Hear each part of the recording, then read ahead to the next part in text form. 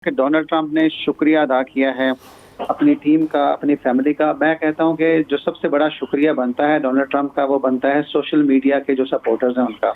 देखें, जिन्होंने social media पे तमाम बावजूद इस तमाम कोशिशों के जो अमेरिकन एस्टेब्लिशमेंट ने की कि कमाला हारिस को जिता दिया जाए, फिर भी डोनाल्ड ट्रंप ने उसको पलट दिया। रीजन उसकी सिर्फ यही थी कि जो सोशल मीडिया पे चीजें चल रही थी, उन्होंने ही जो वोटर था उसकी ओपिनियन को चेंज नहीं होने दिया।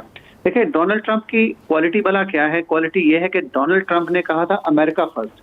अमेरिका फर्स्ट का जो नारा है आम अमेरिकन के लिए बड़ा लुक्रेटिव है, बहुत अट्रैक्टिव है। उसकी वजह यह है कि आम अमेरिकन चाहता है, अमेरिका ने जो महाज दुनिया भर में खोले हुए हैं, चाहे वो अफगानिस्तान है, चाहे वो दुनिया में जहां भी मामला चल रहे हैं, उन्हें फाइंड अप करके वापस अमेरिका पे फोकस किया जाए, अमेरिका को एक बड़ी ताकत बनाया जाए और आम अमेरिकन की जिंदगी को इंप्रूव किया जाए। दूसरी इसकी बात ये थी, इकोनॉमी की बात करते हैं। अब इकोनॉमी की बात जब आम अमेरिका, वहां पे अमेरिका में जो इन्फ्लेशन चल रही है, आम आदमी बीमार हो तो वैसे बैंकरप्ट हो जाता है।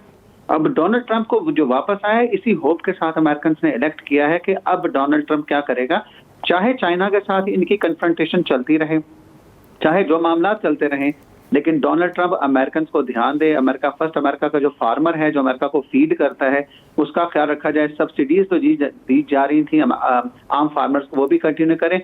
सबसे बड़ी बात है कॉमन अमेरिकन की जिंदगी बेहतर हो, ना कि 1% अमेरिकन की जो कि फिल्दी रिच हैं। तो ये है जो आम अमेरिकन ने सोचा और डोनाल्ड ट्रंप को इलेक्ट किया। सही, हमारे साथ ही मौजूद रहेगा। हमारे साथ इस वक्त असद हसन साहब और डॉक्टर मुसरत अमीन साहिबा, जो कि आलमी उमूर की माहिर हैं, वो भी मौजूद हैं। बहुत शुक्रिया एक बार फिर डॉक्टर साहिबा आपका हमें ज्वाइन करने के लिए। क्या कहते हैं इस सिलसिले में, क्या फैक्टर्स ऐसे रहे डोनाल्ड ट्रंप की जीत के लिए और अब आगे आने वाले दिनों के लिए क्या चैलेंजेस होंगे उनके लिए? डॉक्टर मुसरत साहिबा, क्या आप हमें सुन सकती हैं? असद हसन साहब भी हमारे साथ हैं, उनसे बात कर लेते हैं। जी असद साहब, क्या कहते हैं इस सिलसिले में कि क्या फैक्टर्स रहे हैं डोनाल्ड ट्रंप की जीत के लिए? क्या अवामिल ऐसे हैं जो कि कार फरमा रहे? जी देखिए, डोनाल्ड ट्रंप का ऑफकोर्स एक स्पोर्ट बेस तो मौजूद है और उनके स्पोर्ट्स बेस के अंदर दो तरह की लोग आप कह सकते हैं, या दो तरह के फैक्टर्स हैं। एक तो जनरली जो रिपब्लिकन है, आप जब भी अमेरिका के मैप पे नजर डालेंगे पार्टीजन बेसिस के ऊपर, तो आपको ज्यादातर हिस्सा जनरली भी रेड नजर आता है। और वो जो रेड नजर आता है आपको, वो रूरल अमेरिका है। तो रूरल अमेरिका में हमेशा, वहाँ पे चूंकि पॉपुलेशन कम है, तो उन रूरल जो स्टेट्स हैं वहाँ पर इलेक्टोरल कॉलेज या इलेक्टोरल वोट्स कम होते हैं। तो रकबे के एतबार से आप ये कह सकते हैं कि सपोर्ट जो है वो रिपब्लिकन से बहुत ज्यादा है। लेकिन चूंकि डेमोक्रेटिक पार्टी जो है वो सपोर्ट करते, आपको मेरी आवाज आ रही है? जी जी, हम सुन सकते हैं जी। तो डेमोक्रेटिक पार्टी चूंकि इमिग्रेंट्स को और इनको सपोर्ट करती है, तो मेट्रोपॉलिटन एरिया में उनकी बहुत बड़ी सपोर्ट है। सो ये एक बड़ी डिवाइड रही है। सो कम स्टेट्स जीतने के बावजूद चूंकि हाईली डेंसली पॉपुलेटेड जो शहर हैं, वहाँ पे चूंकि डेमोक्रेटिक पार्टी की सपोर्ट होती है, तो इसलिए इलेक्टोरल वोट वहाँ पे ज्यादा होते हैं और वो जीत जाते हैं। इस बार जो ट्रंप का दोबारा उसमें आना है, कंटेस्ट करना है, उसमें एक फैक्टर तो ये है कि बहुत सारे लोग प्रेसिडेंट जो बाइडेन है उनकी परफॉर्मेंस से मुतमईन नहीं है, उनका अप्रूवल रेटिंग नीचे गया है। यही वजह है कि डोनाल्ड ट्रंप के साथ, जब डोनाल्ड ट्रंप दूसरी टर्म के लिए और प्रेसिडेंट बाइडेन दूसरी टर्म के लिए फील्ड में थे, तो डोनाल्ड ट्रंप बआसानी तकरीबन 15 पॉइंट्स के मार्जिन से, 15 से 18 पॉइंट्स के मार्जिन से उनसे बआसानी जीत रहे थे। यही वजह है कि उन्होंने अपने कमान जो है वो चेंज की। डेमोक्रेटिक पार्टी ने दोबारा गौर व खोज किया और वाइस प्रेसिडेंट को मैदान में लेके आए। उन्होंने एक माहौल तो इलेक्शन का जरूर बना दिया कि ये तमाम जो 7 रियासतें हैं, इसके अंदर जो सर्वेस कह रहे थे कि वो बहुत क्लोज कंटेस्ट है, तो अभी तक हम ये नहीं कह सकते कि सर्वे गलत कह रहे थे। कोई सर्वे भी ऐसा नहीं था जो कह रहा था कि ट्रंप नहीं जीतेगा, या कोई सर्वे ऐसा नहीं था जो कह रहा होगा कि कैमला हैरिस जीत जाएंगी। मतलब वो यही कह रहे थे कि 1 से 2 पॉइंट की बात स्टेट्स में एक को फोकियत है, बरतरी है एक को, तीसरी स्टेट में दूसरे कैंडिडेट को, और इसमें मार्जिन ऑफ एरर 1 से 3-3.5% का होता है। सो ये रिजल्ट अभी तक उसके अंदर आए। हाँ, एक फैक्टर जो अपेरेंटली ज़हन में आता है, जो एग्जिट पोल्स अभी तक बताते हैं, ख्याल ये किया जा रहा था कि जब कैमला हैरिस को मैदान में लाया गया तो उनको रिपब्लिकन पार्टी की खवातीन भी सपोर्ट करेंगी। और बाकी भी जो डिस्ग्रेंटल कम्युनिटीज हो सकती हैं, पहले वो मुस्लिम कम्युनिटी हैं, उसकी खवातीन हैं, लैटिनोज हैं, सो एक औरत होने के नाते भी आगे बढ़ेंगी और उनको सपोर्ट करेंगी।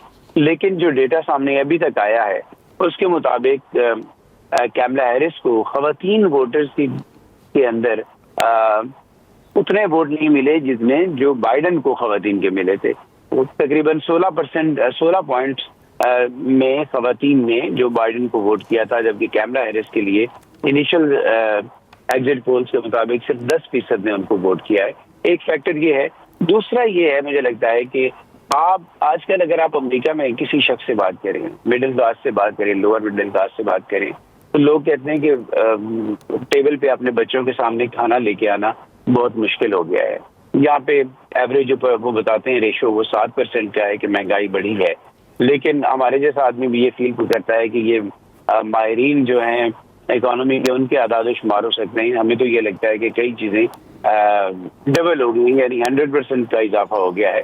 सो इसी तरह जो लिविंग है कास्ट वो बहुत बढ़ गई है। लोग जो है वो शहरों से दूर सबर्ब्स में जा रही हैं, उनका कम्यूट बढ़ रहा है, उनके लिए बहुत मुश्किल हो रहा है। तो ये वो फैक्टर्स हैं जिन्होंने डोनाल्ड ट्रंप को सपोर्ट किया है। इकोनॉमी उसके ऊपर उनका एम्फेसिस रहा है और लोग समझते हैं कि एक पूरी जो एक कहना चाहिए कि एक लाइन है उन स्टेट्स की, ये इसको ब्लू वॉल भी कहते हैं, तो वहां पे उन्होंने इंडस्ट्री को रिवाइव करने की बात की। तो लगता है वो मैसेज कंसीव हुआ है। चाइना के ऊपर टैरिफ लगाने की बात की, अगरचे बहुत सारे इकोनॉमिस्ट ये कहते हैं कि ये अच्छी स्ट्रेटेजी नहीं होगी, क्योंकि जब आप लोकल प्रोडक्शन की तरफ जाती हैं तो आपकी फिर कास्ट बढ़ जाती है। चाइना में चीप लेबर है, उस चीप लेबर से बनी हुई चीज अमेरिका में सस्ती मिलती है। अगर वो अमेरिकी लेबर वही चीज बनाएगी तो वो चीज 100 गुना ज्यादा महंगी मिलेगी। लेकिन देखते हैं कि आखिर उनके ज़हन में क्या प्लान है। एक बिजनेसमैन और एक डूअर के तौर पे उन्होंने अपना इंप्रेशन बनाया है और उसमें वो खासे कामयाब हुए हैं। ठीक है डॉक्टर रिजवान, आपसे जानना चाहूंगी, अब जो भी मुहर्रकात रहे, लेकिन इलेक्शन नतायज जब हमारे सामने हैं, डोनाल्ड ट्रंप जीत चुके हैं, आगे आने वाले उनके दौरे सदारत में क्या चीज़ उनके लिए ज़्यादा चैलेंजिंग हो सकती है? अगर ट्रंप की कौमी सलामती की हिकमत अमली और आलमी ताल्लुकात, ख़ास तौर पर नेटो और चीन के साथ ताल्लुकात की बात की जाए तो वो कैसे मुतासर होंगे? देखें, ट्रंप के आगे बहुत चैलेंजिंग एक एनवायरनमेंट है। दो चीज़ें बहुत इंपॉर्टेंट हैं, एक इंटरनल और एक एक्सटर्नल। इंटरनली तो डोनाल्ड ट्रंप ने जो रिफॉर्म्स प्लान की हैं, इलेक्शन मैनिफेस्टो में बताई हैं, जो बताया है कि कॉमन अमेरिकन की ज़िंदगी को कैसे बेहतर किया जाएगा, कैसे सब्सिडीज दी जाएंगी फार्मर्स को, कैसे जो है उसकी जो रिफॉर्म्स हैं वो आम अमेरिकन की ज़िंदगी को बेहतर करेंगी, उस पर तो डोनाल्ड ट्रंप को ज़्यादा चैलेंजेस का सामना होगा। उसकी रीज़न सबसे बड़ी ये है कि कॉमन अमेरिकन से एक्सपेक्ट ज़्यादा करते हैं डोनाल्ड ट्रंप से। डोनाल्ड ट्रंप का एक करिश्मा है, उन्होंने अपने जो एक बनाया है। लेकिन आपको ये भी पता है कि जब व्हाइट हाउस में एक रियली बंदा एंटर होता है